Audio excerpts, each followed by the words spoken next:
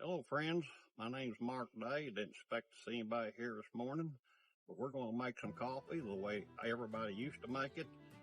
But everybody used to make it with hot water and coffee. Now we all got coffee makers. We think we know how to make coffee, but we don't know how to make good coffee for the most part. Most coffee makers put out about 170 degree water when they're about 6 months old. Now, when they're new, it's about 190. But the trouble is, coffee needs to be brewed at 195 to 205 degrees. That's the optimum temperature. Any less, you're not properly cooking or brewing that coffee, and you're not extracting all that goodness out of them coffee grounds, and you're not cooking out the bitterness and the acidity out of them for a smoother cup of coffee. So most people are undercooking coffee, but you can also overcook it. So we're going to do that. We got some hot water right here ready to go. So that water is boiling. Now it's calming down. We want to be sure and measure carefully. Put in about a half a cup, quarter to half a cup, depending on your preference. Measure carefully, of course.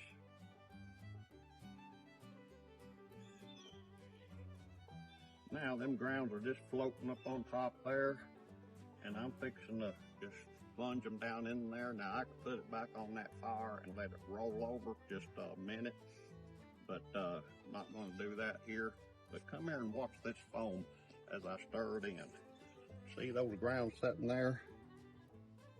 Now it's going to foam up pretty high. Don't that look pretty? That is pretty. Now that coffee is done. No more needs to be done than that coffee, except we're going to take this cool water, because cool goes down, hot goes up. Those grounds are suspended in there now. So we're going to splurgle the coffee. That's a scientific term, I'm sure.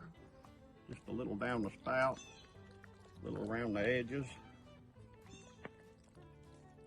and all over the top. Splurgle. Now you don't need that much water. This is a big coffee pot.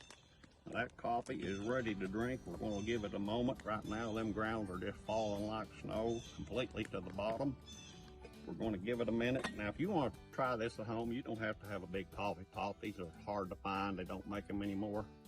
You can get a stock pot, fill it about 2/3 full, get the water boiling, set it off the heat, put your grounds in there and stir it up, or just plunge it down. Not a lot of stirring involved. And then splurgle, don't forget to splurgle, and you're ready to go.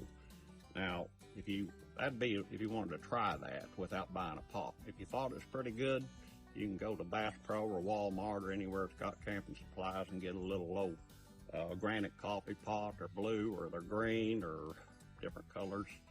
And it's got a percolator in it, basket. Just get rid of that, throw it away. So we're going to go ahead and have a cup.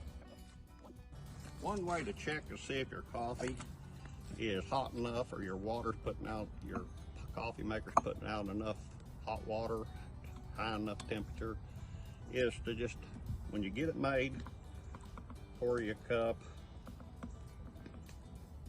Oh, look at that, that's pretty.